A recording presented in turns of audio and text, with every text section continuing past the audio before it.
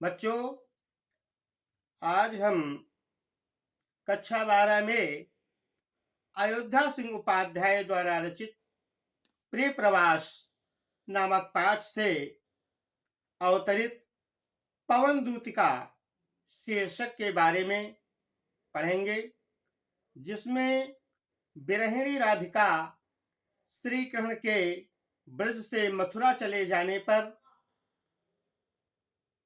पवन को दूत बनाकर अपना संदेश श्री कृष्ण तक पहुंचाना चाहती है। तो बच्चों, इसमें राधा ने पवन को दूत बनाकर अपना संदेश भेज रही हैं। तो बच्चों, श्री कृष्ण के मथुरा चले जाने पर राधिका अपने घर में बैठी हुई विरह विकल के कारण निरंतर अश्रु वर्षा करती रहती थी। वो अत्यंत उदास, उन्मन एवं व्यथित होकर एक दिन अकेले अपने घर में बैठी हुई थी। तभी प्रातःकालीन बेला में शीतल सुगंधित वायु का झोंका उनके शरीर में लगा, जिससे उनकी विरह वेदना और बढ़ गई। तो राधिका जी अपने मन की व्यथा को व्यक्त करते हुए कहने लगी कि ये प्यारी पवन, क्या तू भी काल की क्रूरता से कलुषित हो गई हो, अर्थात तुम्हारे ऊपर भी काल का प्रभाव पड़ रहा है। तो देखिए किस प्रकार से इसमें वर्णन किया गया है। राधा जी के विरह व्यथा के बारे में बताया जा रहा है। बैठी खिन्ना एक दिवस थी वे गेह में अकेली, आके आंसू द्रग युगल में थे धरा को भिगोते, आई धीरे इस सदन में पुष्प संग दिगंध कोले, प्रातः वाली सुपवन इसी काल वातायनु से। बैठी खिन्ना एक दिवस वे गेह में थी अकेली। एक दिन राधा जी अपने घर में अकेली उदास बैठी हुई थी। खिन्ना माने उदास, दुखी बैठी थी। तो आके आंसू द्रग युगल में थे धरा को भिगोते, और अकेले बैठी रो रही थी। उनके आंसू जमीन को गीला कर रहे थे। तो उसी समय आई धीरे इस सदन में पुष्प सदगंध कोले, प्रातःकालीन बेला में कहते प्रातः वाली सुपवन इसी काल वातायनु से। तभी प्रातःकालीन बेला में पुष्पों से सुगंध से सनी हुई वायु का एक झोंका खिड़कियों से होकर के राधा जी के शरीर को स्पर्श किया। तो राधा जी की विरह व्यथा और बढ़ गई। तो देखो कैसे राधा जी कहती हैं कि संतापों को विपुल बढ़ता देख के दुखिता हो, और धीरे बोली सदुख उससे श्रीमती राधिकायूं, प्यारी प्रातः पवन इतना क्यों मुझे है सताती, क्या तू भी है कलुषित हुई काल की क्रूरता से। तो जब शीतल मंद सुगंधित वायु के झोंके ने राधा जी के शरीर का स्पर्श किया, तो राधा जी की विरह वेदना और बढ़ गई। तो राधा जी बड़े दुख के साथ उस वायु से, पवन से क्या कहती हैं, ऐ प्यारी पवन, तुम मुझे इतना क्यों सताती हो, क्या तुम्हारे ऊपर भी काल का कलुषित प्रभाव पड़ गया है। एक तो मैं वैसे भी बड़ा दुखी थी, और तुम्हारे शीतल सुगंधित स्पर्श से मेरी विरह व्यथा और बढ़ गई है। क्या तुम्हारे ऊपर भी समय का प्रभाव पड़ गया है?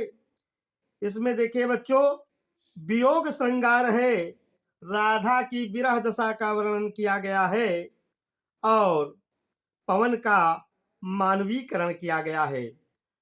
अगला अवतरण देखिए बच्चों, मेरे प्यारे नौ जलद से कंज से नेत्र वाले, जाके आए न मधुवन से और न भेजा संदेशा, मैं रो रो के प्रिय विरा से बावली हो रही हूँ, जाके मेरी सब दुख कथा शाम को तू सुना दे। तो श्री कृष्ण के मथुरा चले जाने पर उनके विरह के वियोग में व्याकुल राधा पवन को अपना दूत बनाकर उससे आग्रह करती है कि तू मथुरा जाकर के मेरी विरह दशा को कृष्ण से बता देना, तो शायद वो मेरी विरह दशा से परिचित हो जाए, तो मथुरा से ब्रज लौट आए। तो उसी का वर्णन करती हुई राधा जी पवन से कहती हैं कि मेरे प्यारे नौ जलद से कंज से नेत्र वाले। अब श्री कृष्ण के बारे में राधिका जी बताती हैं कि वो मेरे प्यारे प्रीतम कैसे हैं, मेरे प्यारे नव जलद से और कंज से नेत्र वाले। इसमें बच्चों उपमा अलंकार है। मेरे प्रीतम श्यामल शरीर, जिनका श्यामल शरीर कैसा है, बादल जैसा है, और उनके नेत्र कैसे हैं, कंज से नेत्र वाले, कमल के समान नेत्र हैं। तो मेरे प्यारे प्रीतम जाके आए न मधुबन से और न भेजा संदेशा।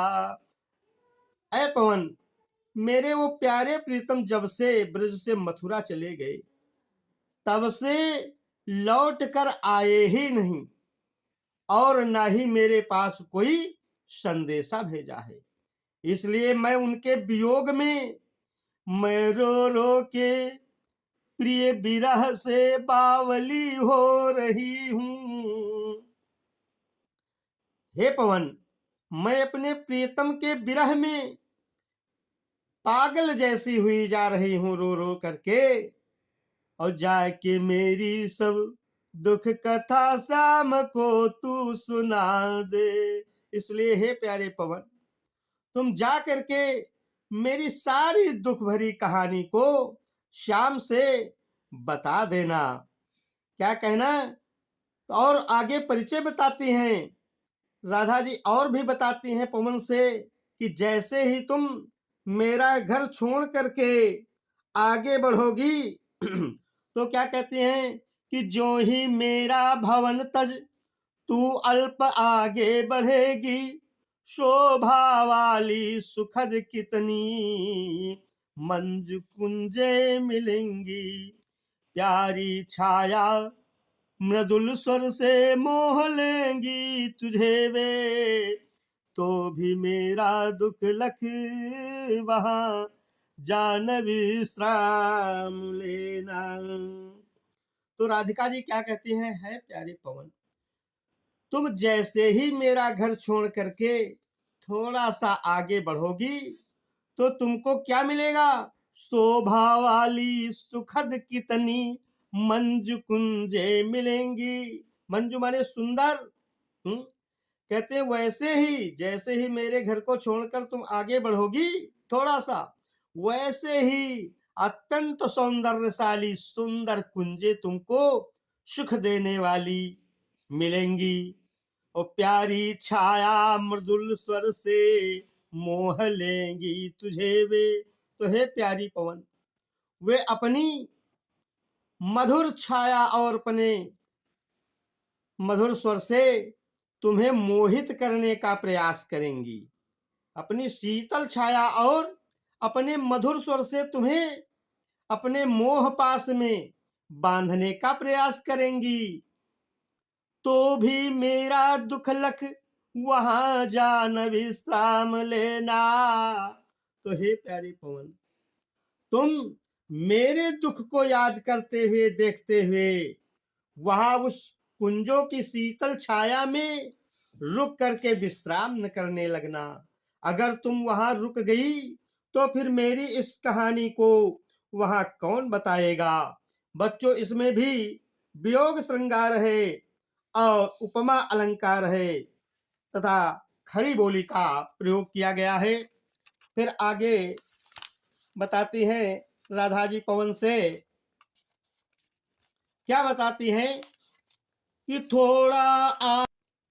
थोड़ा आगे सरस रव का धाम सत पुष्प वाला, अच्छे अच्छे बहुद्रुम लतावान सौंदर्यशाली, प्यारा वृंदा विपिन मन को मुग्धकारी मिलेगा, आना जाना इस विपिन से मुझे माने न होना। राधा पवन को दूत बनाकर मथुरा से कृष्ण के पास भेज रही है और उन्हें समझा रही है कि रास्ते में मिलने वाले वृंदावन के सौंदर्य को देखकर तुम मोहित न हो जाना, मुग्ध न होना। तो ही राधा जी बताती है, पवन, जैसे ही तू थोड़ा आगे बढ़ोगी तुझे रास्ते में क्या मिलेगा?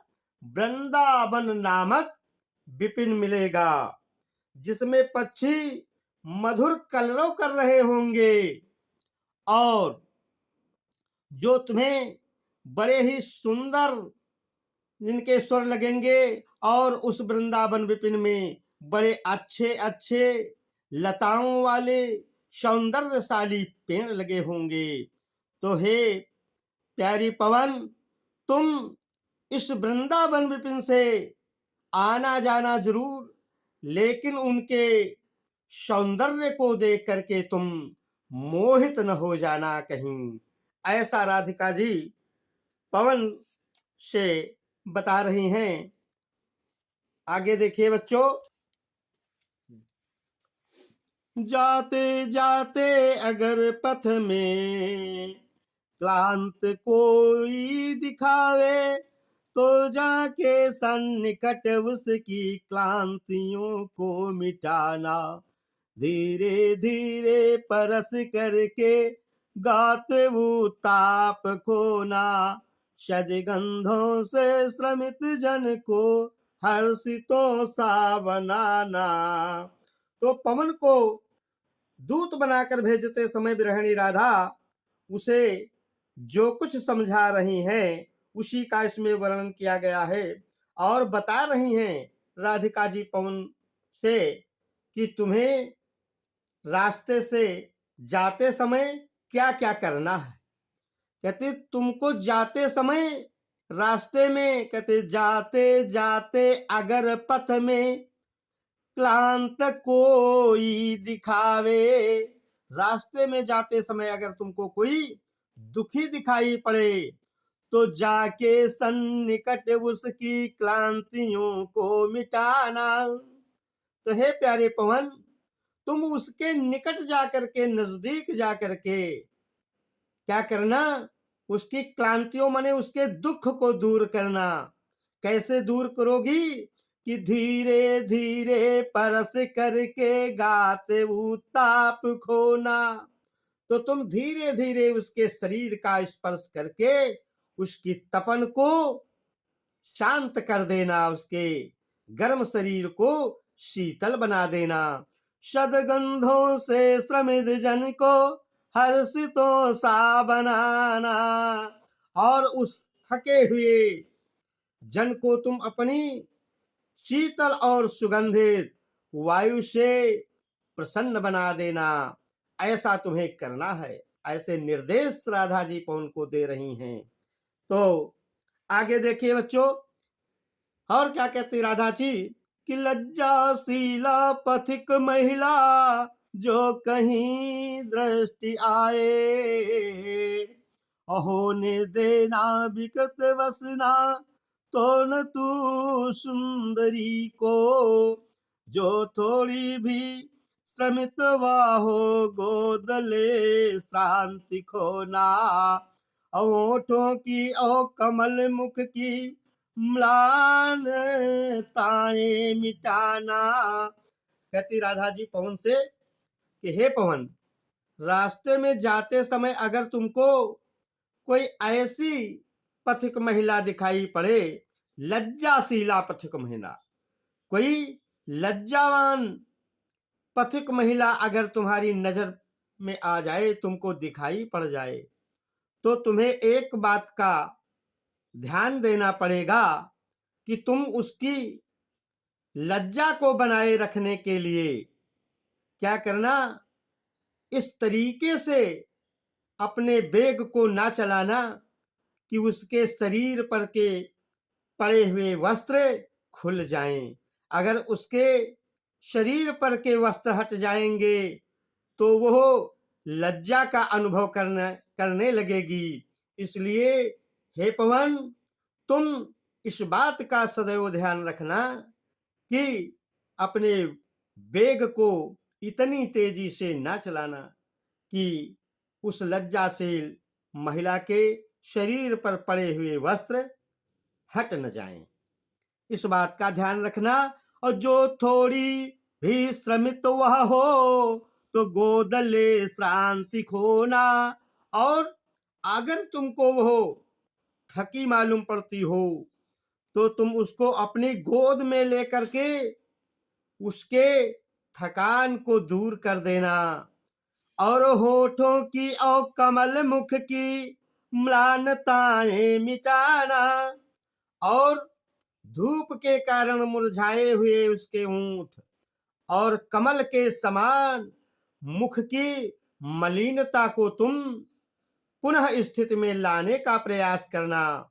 इसमें उपमा अलंकार है बच्चों, और वियोग श्रृंगार है।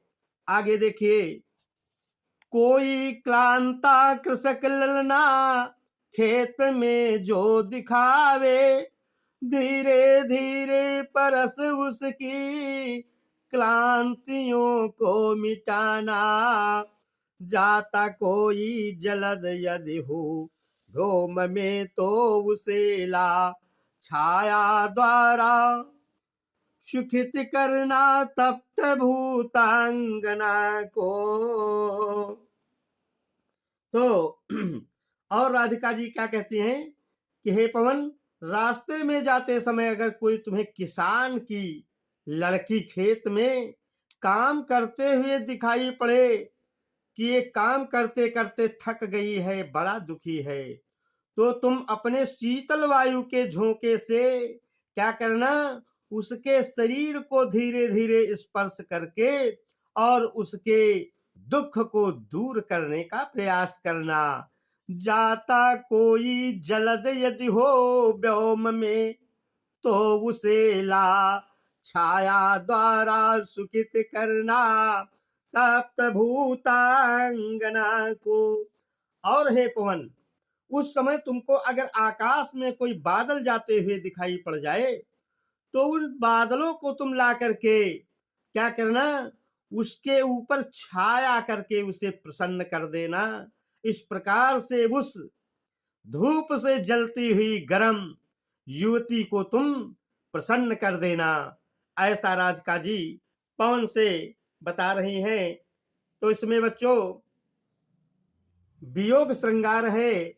और आगे देखिए, जाते जाते पहुँच मथुरा धाम में उत्सुका हो, नारी शोभावर नगर की देखना मुग्ध होना। तू होवेगी चकित लख के मेरु से मंदिरों को, आभा वाले कलश जिनके दूसरे अर्क से हैं।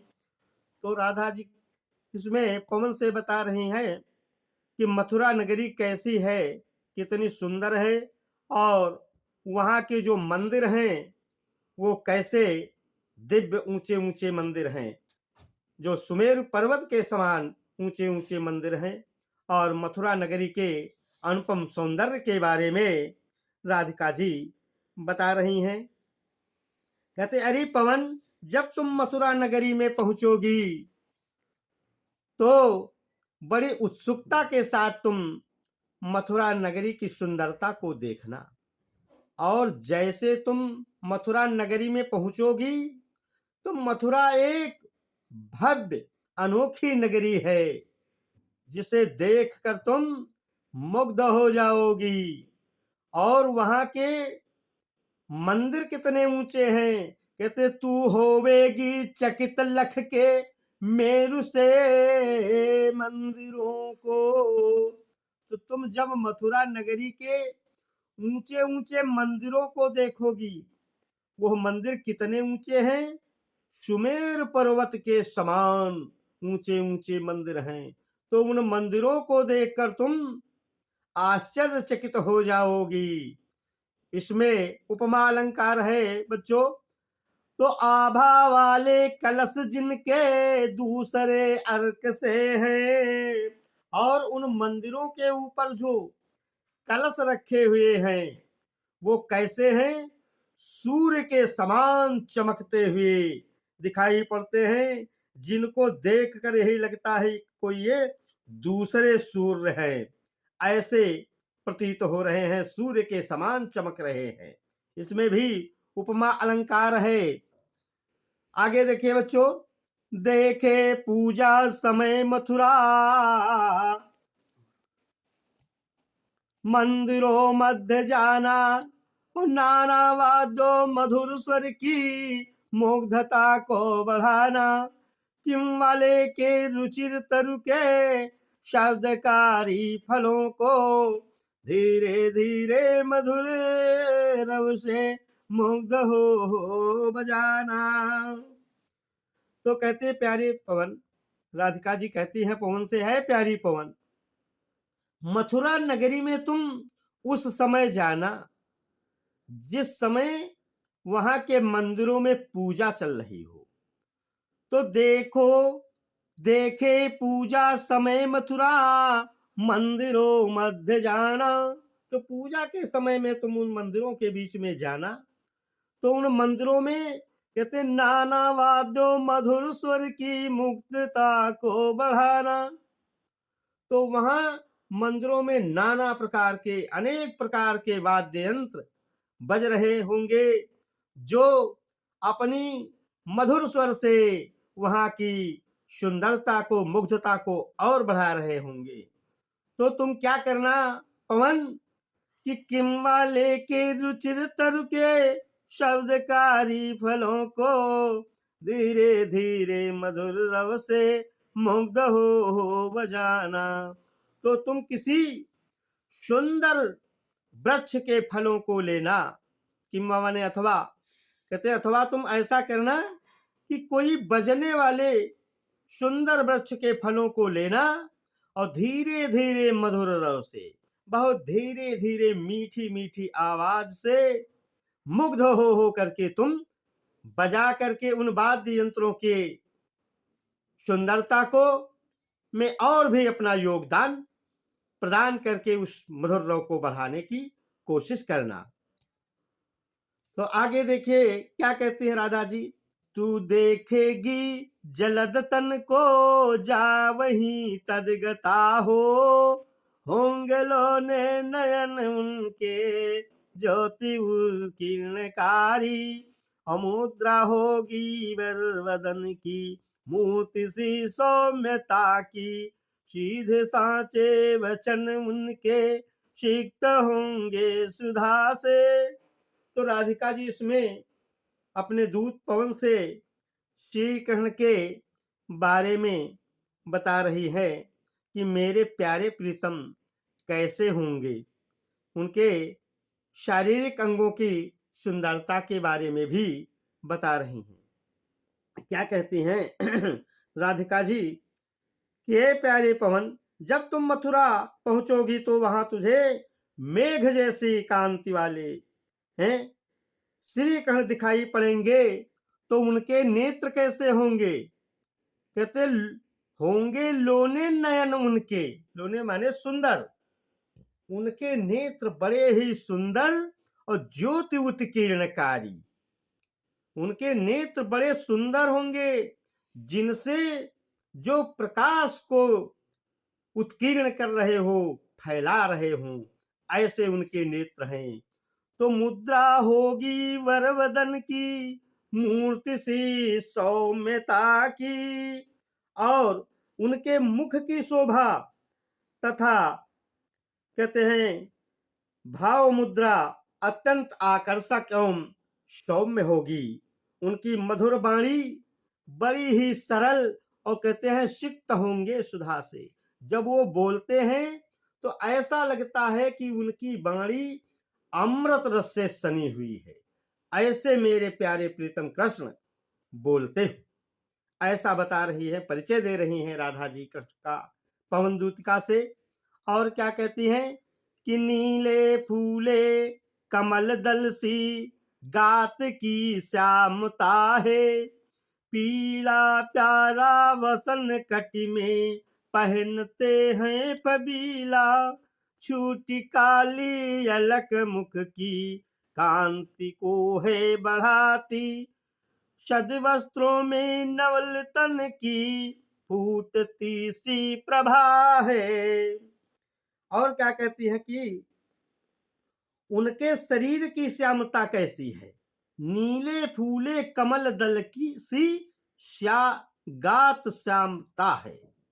श्री कृष्ण के शरीर की सुंदरता के बारे में बता रही हैं कि श्री कृष्ण का शरीर कैसा होगा।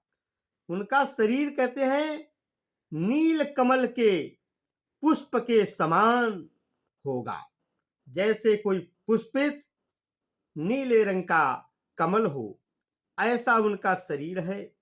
और अपने कमर में वो क्या बांधते हैं, पीला प्यारा वसन, वसन माने वस्त्र, कटि में पहनते हैं फबीला, और वे अपने कमर में पीला वस्त्र बांधते हैं जो बड़ा ही उनके श्यामल शरीर पर फबता है, शोभा देता है। और छूटी काली अलक मुख की कांति को है बढ़ाती, उनके बालों की एक काली काली लट प्रायः मुख के पास ही पड़ी रहती है, जो उनके मुख की शोभा को और ज्यादा बढ़ा देती है। शद वस्त्रों में नवल तन की, फूटती सी प्रभा है, शद वस्त्रों में नवल तन की, सुंदर वस्त्रों में नए शरीर की सुंदरता जो है, कांति जो है वो फूटती जैसी दिखाई पड़ती है। उन नवीन वस्त्रों में से उनके शरीर की कांति जो है, यही लगता है कि शरीर से स्फुटित हो रही है, फूटती जैसी दिखाई पड़ रही है। आज हम इतना ही पढ़ेंगे और शेष भाग इसका अगले दिन पढ़ेंगे। आप हमारे आधुनिक हिंदी ज्ञान सागर चैनल को सब्सक्राइब करें, लाइक करें। शेष अगले दिन। धन्यवाद।